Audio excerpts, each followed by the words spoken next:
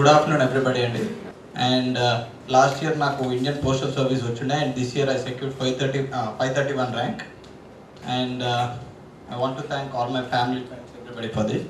And మీకు ఈరోజు మీకు చెప్పాలంటే the subject is script your own success story అని.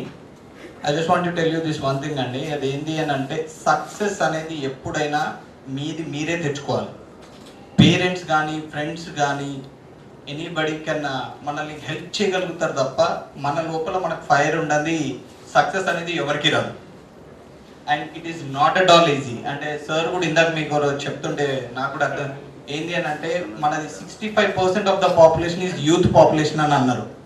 65 అని అంటే లిటరల్లీ ఒక 120 crores అబౌట్ 70-80 crores దాకా అందరూ బిలో 35-30 అరౌండ్ 30 ఏజ్ ఉన్నారు. వాళ్ళందరూ మీ కాంపిటీషనే. అండ్ మీరు హ్యూమన్ హిస్టరీలో ఎప్పుడు చూడనంత కాంపిటీషన్ మీరు చూస్తున్నారు. అండ్ ఇప్పుడు యూపీఎస్సీ ఎగ్జామ్ చూస్తే కూడా 10 లక్షల మంది రాస్తారు. 10 లక్షల మందిలో ఒక 1000 మంది సెలెక్ట్ అవుతారు. అంటే సక్సెస్ రేట్ అరౌండ్ 0.1 or 0.01 ఉంటుంది. అంటే లీస్ట్ సక్సెస్ రేట్ ఉన్న ఎగ్జామ్. ఇప్పుడు ఏ కాంపిటేటివ్ ఎగ్జామ్ అయినా ప్రపంచంలో one of the least success rates ఉన్న ఎగ్జామ్స్. సో మీరు ఏం చేయాలన్నట్టు 100% మీకు ఉంటే తప్ప మీరు సక్సెస్ కాలేదు. కాబట్టి ఏంటి అంటే ప్రతి ఒక్కరు ఏదో ఒక స్కిల్, నేను అనేది ఒక యూపీఎస్సీ ఎగ్జామ్ అను ఒక ఇంజనీరే కావాలను లేకపోతే ఎనీ కాదు. జర్నలిజంలో కూడా ఇప్పుడు మస్తు ఛానల్స్ ఉన్నాయి. And if you want to do journalism కానీ if you want to do anything అన్నా కూడా కాంపిటీషన్ లేకుండా అనేది అయితే మీరు మర్చిపోవాలి. ఇది మీరు కాంపిటేటివ్ జనరేషన్లో పుట్టారు. You got to take all the advantage ఉన్నది అంటే తీసుకోవాలి. అండ్ నేను జనరల్గా ఓన్లీ సివిల్ సర్వీసెస్ ప్రిపరేషన్ అనే కాదండి. If you want to really script your own success story ఏం ఉండాలి మీకు అనేది నేను నాకు 5 points ఇంపార్టెంట్ అనిపించినాయి. And I just want to share those 5 points అండి. And the first point is have a strong why అండి.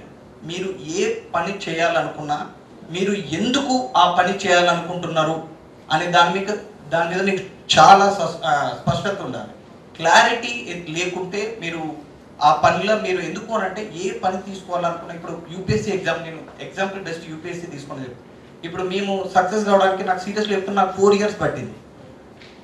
4 years పట్టినప్పుడు నేను 4 years కన్సిస్టెంట్గా చదవడానికి నాకు ఏం ఫైర్ ఉండేది, నన్ను ఏం డ్రైవ్ చేసింది అని అంటే మాత్రం ఎందుకు నేను ప్రిపేర్ కావాలి అనుకున్న దాని మీదని.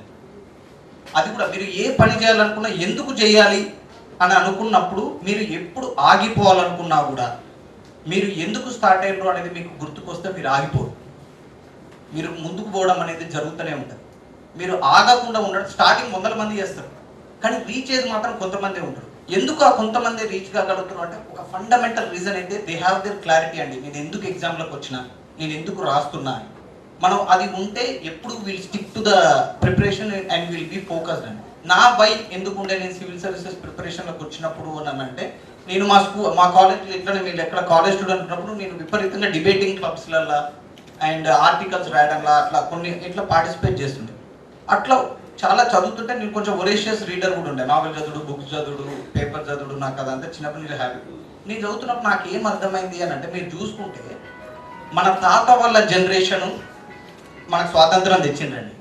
అంటే ఫైట్ చేసిర్రు, ఇండియాకి ఇండిపెండెన్స్ కోసం ఫైట్ చేసిర్రు. Our grandfathers generation could get independence to India. మన ఫాదర్స్ జనరేషన్ వాళ్ళు బాగా కష్టపడి ఇండియాను ఒక దేశం లెక్క ఉంచి ఒక ఎమర్జింగ్ కంట్రీ స్థాయికి తీసుకొచ్చారు. అంటే 1991 క్రైసిస్ గురించి మీరు అందరు చదివే ఉంటారు, ఎకనామిక్ స్టూడెంట్స్కి తెలిసే ఉంటుంది. మన ఫాదర్స్ జనరేషన్ దాన్ని చూసి ఇండియాను ఒక స్టేబుల్ కంట్రీగా విడిపోకుండా, ముక్కలు కాకుండా, ఇన్ని భాషలు, ఇన్ని మతాలు, ఇన్ని కులాలు ఉన్నా కూడా విడిపోకుండా ఉంచడంలో మన ఫాదర్స్ జనరేషన్ అనేది సక్సెస్ అయింది. మన జనరేషన్ నిజంగా ఒక అభివృద్ధి చెందిన భారతదేశాన్ని చూడగలుగుతుంది. అంటే మనం 60-70 మనం పిల్లలు మనవరాలను చూసే టైంకి ఖచ్చితంగా ఒక అభివృద్ధి చెందిన భారతదేశాన్ని మనం చూడగలుగుతాం. మనం చూడగలుగుతున్నప్పుడు నాకేమనిపించింది అని అంటే నేను ఒక ప్యాసివ్ రిసీవర్ ఉండాలన్నా, అంటే ఎవడో పాలసీ క్రియేట్ చేస్తుంటే నేను కూర్చొని పని చేయాలన్నా, లేకపోతే మనమే పాలసీ క్రియేట్ చేసే స్టేజ్లో మనం ఉండాలన్నా. అంటే ఇప్పుడు అది ఇట్స్ ఒక యజ్ఞం లాంటిది. ఒక భారతదేశాన్ని డెవలప్ చేయడం అనేది చాలా తక్కువ మందికి ఆ రోజైన ఆపర్చునిటీ దొరుకుతుంది. ఆ ఆపర్చునిటీ నాకు రావాలి అని నేను కోరుకున్నా కాబట్టి నేను అప్పుడు సెర్చ్ చేస్తే నేను అది నువ్వు రాజకీయాల కన్నా పోవాలి లేకపోతే సివిల్ సర్వీసెస్ కన్నా రావాలి. నేను కొంచెం చదువులో బాగున్నా అని ఫీల్ అవుతా కాబట్టి నేను ఇటు సైడ్ రావడం జరిగింది. సివిల్ సర్వీసెస్ రావడం అయిపోయింది. కాబట్టి మీరు ఏ పని చేయాలనుకున్నానండి, మీరు కంట్రీకి మీరు నిజంగా అందరూ గుర్తుపెట్టుకోవాల్సింది ఏంటి అంటే, మనం చూస్తాం అభివృద్ధి చెందిన భారతదేశాన్ని, మనం అందరం ఇంతో అంతో కాంట్రిబ్యూట్ చేయగలిగాం. నిజంగా స్వచ్ఛ భారత్ అని ఉంది, లేకపోతే ఇప్పుడు సులక్ష సేవా సమితి ఉంది. మనం ఇప్పుడు మన సంతోష్ కూడా is contributing very much for the developed nation అన్నట్టే. గవర్నమెంట్ స్కూల్స్ తిరుగుతున్నారు, మన స్వచ్ఛ భారత్ అని స్కీమ్స్ అని తిరుగుతున్నాం. ఇవన్నీ ఏంటి అంటే మనం క్లీన్గా ఉన్నా కూడా మనం అభివృద్ధి చెందిన భారతదేశానికి మనం కాంట్రిబ్యూట్ చేస్తున్నట్టే. కాబట్టి ఏంటి అంటే ఎవరి స్థాయిలో వాళ్ళు ఎంత కష్టపడితే అంత కష్టపడతాం, కొంచెం దేశానికి చేయాలి అన్న ఆలోచన అయితే ఉండడం మంచిది. ఎందుకు అని అంటే మనం చేస్తే అది ఇంపాక్ట్ ఉంటుంది. కాబట్టి నేను ఏం చేసినా ఏం కాదు, దేశం ఇట్లనే పాడవుతుంది అని అనుకుంటే మాత్రం అట్లనే పాడవుతుంది, అంతే కదా. సో నెక్స్ట్ పాయింట్ ఏంటి అంటే అందుకనే స్ట్రాంగ్ వై అనేది ఉండాలండి. నేను ఏం పని చేస్తున్నా, ఎందుకు స్టార్ట్ అయినా అనేది మాత్రం మనకు ఖచ్చితంగా గుర్తుండాలి. అది ఏ పనికైనా సరే, సివిల్ సర్వీసెస్ అయినా, ఏ ఎగ్జామ్ అయినా సరే, ఏ జాబ్ అయినా సరే. సెకండ్ అండి, ట్రస్ట్ యువర్ సెల్ఫ్. మన మీద మనకు నమ్మకం ఉండాలి. ద బిగ్గెస్ట్ ప్రాబ్లం, నేను కూడా ప్రిపరేషన్లోకి వచ్చినప్పుడు నాకు ఏమనిపించింది అంటే అండి, నేను ఢిల్లీ పోయి ఉండే, నేను చేసిన ఒక చిన్న పెద్ద తప్పు ఏంటి అని అంటే, ప్రిపరేషన్ స్టార్టింగ్లో నేను ఢిల్లీ వెళ్ళిపోయినా. ఢిల్లీ వెళ్ళిపోతే అక్కడ ఓల్డ్ రాజేంద్ర నగర్ అనే ఏరియా ఉంటుంది, అక్కడ అందరు సివిల్ సర్వీసెస్ ప్రిపేర్ అయ్యేటోళ్ళే. క్లాస్కు 400-500 మంది ఉంటారు. ఇది మా క్లాస్ రూమ్ సగమేనండి ఢిల్లీలో. ఇట్లా ఇంకో 2 రోజులు ఉంటాయి, అంతమంది స్టూడెంట్స్ ఉంటారు క్లాస్కి. ఇక చూడగానే ఒక్కటేసారి గుండె జారిపోయింది. ఇక అట్లా ఒక 600-700 మందిని క్లాస్ రూమ్లో చూడగానే ఏంద్రా బాబు ఇది అని గుండె జారిపోయింది. మళ్ళీ ఎవరిని అడిగినా కూడా నేను ఐఐటి నుంచి వచ్చిన, నేను ఐఐఎంలో చదివినా, ఉరికి అమ్మ మీరందరే వస్తున్నారు, ఇక మేమేం చేయాలి, మీరందరూ అవన్నీ కొట్టినావు, మళ్ళీ ఇది కూడా కొట్టాలి, ఇక మాకే వద్దాం. అదేంటి అని అంటే ఇక నేనేంటి ఇంత పెద్ద ప్రపంచంలో నేనేంటి అనేది పడిపోతాం. ఇన్సెక్యూరిటీ స్టార్ట్ అయితే, ఇన్సెక్యూరిటీస్ ఇప్పుడు వాళ్ళందరూ క్లియర్ కాలే, నేను క్లియర్ అయినా, మన రూపేష్ క్లియర్ అయ్యిండు, మన రంజిత్ క్లియర్ అయ్యాడు. అట్లా ఏంటి అని అంటాను. అందుకని నేను ఏం చెప్పాలనుకుంటున్నాను అండి అని అంటే, నేను ఎక్కడి నుంచి వచ్చినా అనేది మనం మర్చిపోవాలి, అది అవసరం లేదు. నువ్వు ఎక్కడికి పోవాలనుకుంటున్నావు అన్నదే కీలకం, ఇంపార్టెంట్, అర్థమైంది కదా.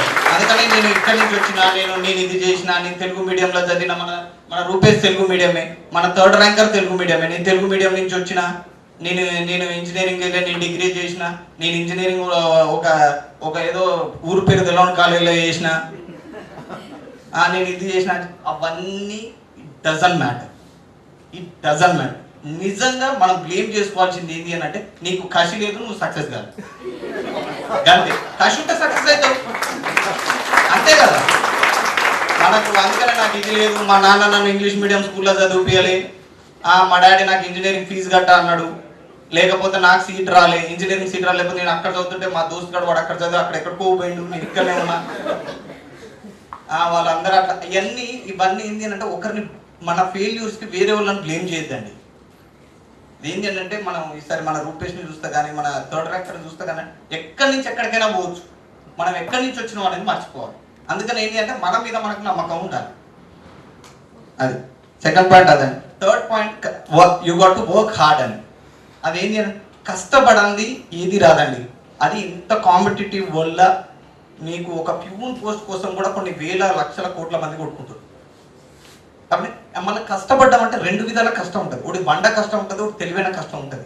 బండ కష్టం బట్ వేస్ట్, ఇక వాడు ఆ సుత్తి తీసుకొని ఆ రాయిని సంవత్సరాలు కొట్టినా కూడా అది బగలదు, మనకేం రాదు. నేను తీసుకోండి, నేను కష్టపడుతూనే ఉంటా, 18 గంటలు చదివినా, 20 గంటలు చదివినా, నేను అసలు నిద్రే పోలే అనేటోళ్ళు యూపీఎస్సీలో చాలా మంది ఉంటారు. నేను అసలు వండుకోలేదురా, నా మెయిన్స్ ముందట నేను 20 గంటలు చదివినా, 22 గంటలు చదివినా, అసలు నేను నిద్రే పోలే, అయినా వాడు క్లియర్ కాడు. అంటే బండ కష్టం పడద్దు, తెలివైన కష్టం పడాలి. అంటే you have your brain and you got to use it your potential అనేది one of the most critical and this nobody will tell you. అదేంటి అంటే నేను 20 గంటలు చదివినా కానీ నాకు ఎందుకు రాలని డిప్రెషన్లో పోతాను.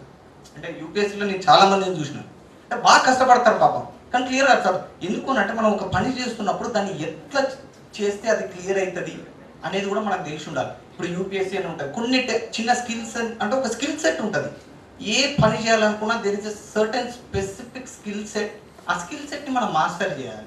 అంటే ఇప్పుడు ఒక మంచి పొలిటీషియన్ కావాలనుకున్న మంచి మాట్లాడే స్కిల్ ఉండాలి, లేకపోతే జనంతో ఇంటరాక్ట్ అయ్యే స్కిల్ ఉండాలి. అదే ఒక మంచి యూపీఎస్సీ ఆస్పిరెంట్గా చూస్తుంటే ఆన్సర్ రైటింగ్ స్కిల్స్ ఉండాలి.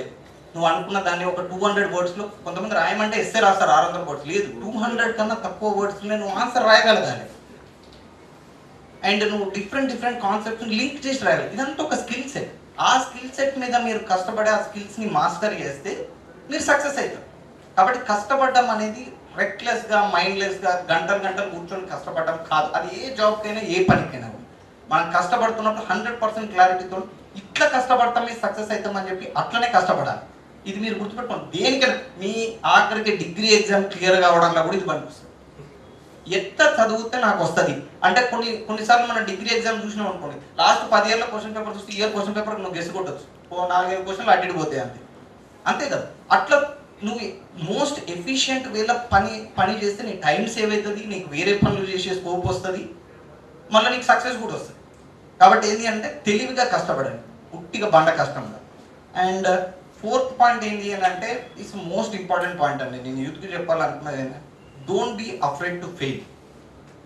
మీకు జీవితంలో సక్సెస్ కన్నా ఫెయిల్యూరే మీ తలుపు ఎక్కువసార్లు తడుతుంది. మనకు నిజంగా చెప్పాలి అని అంటే మీకు మంచి సక్సెస్ వచ్చే రోజులకు 3-4 ఉంటాయి జీవితంలో.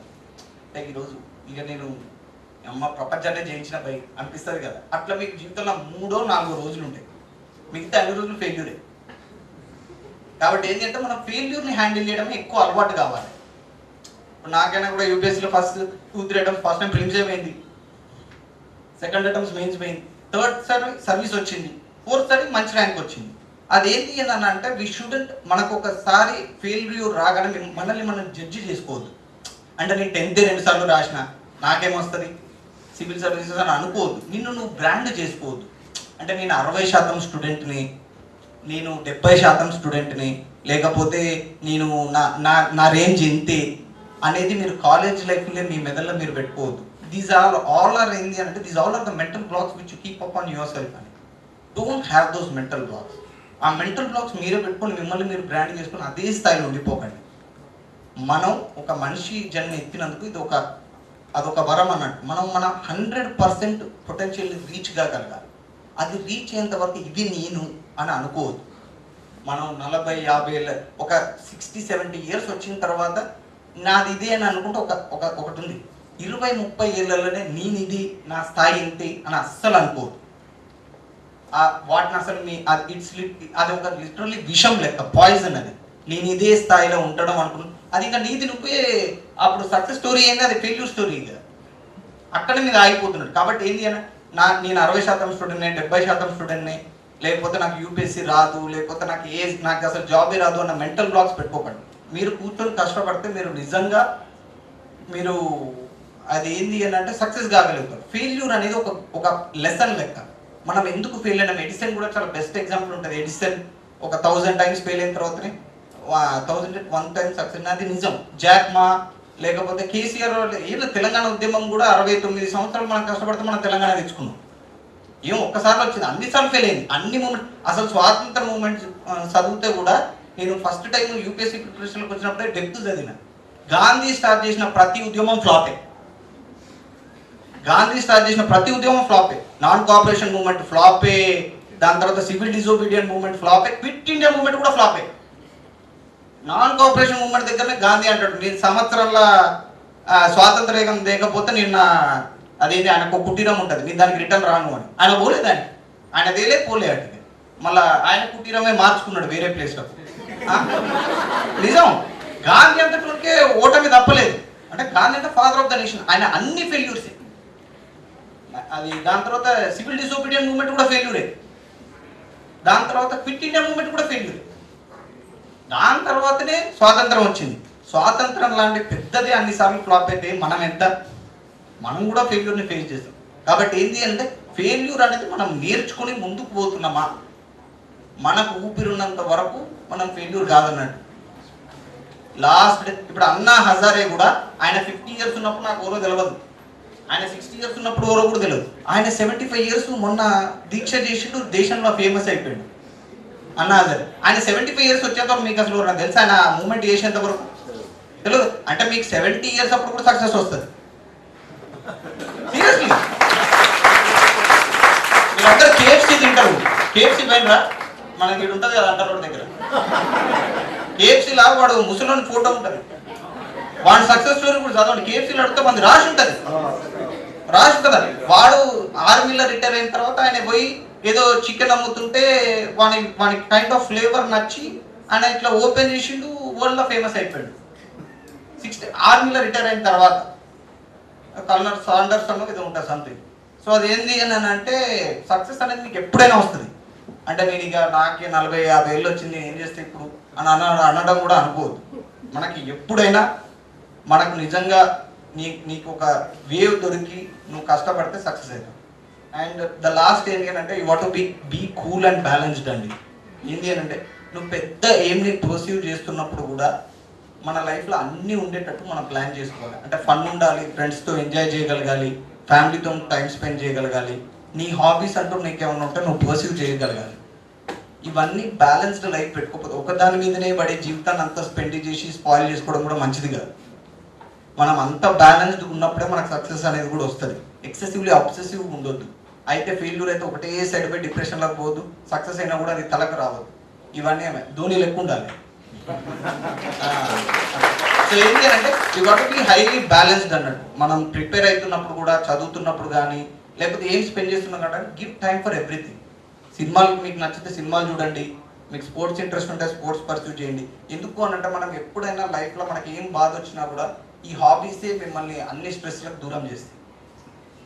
అందుకనే ఖచ్చితంగా ఒక హాబీ డెవలప్ చేసుకోండి, అస్సలు టెన్షన్ పడద్దు. Be cool and thank you very much.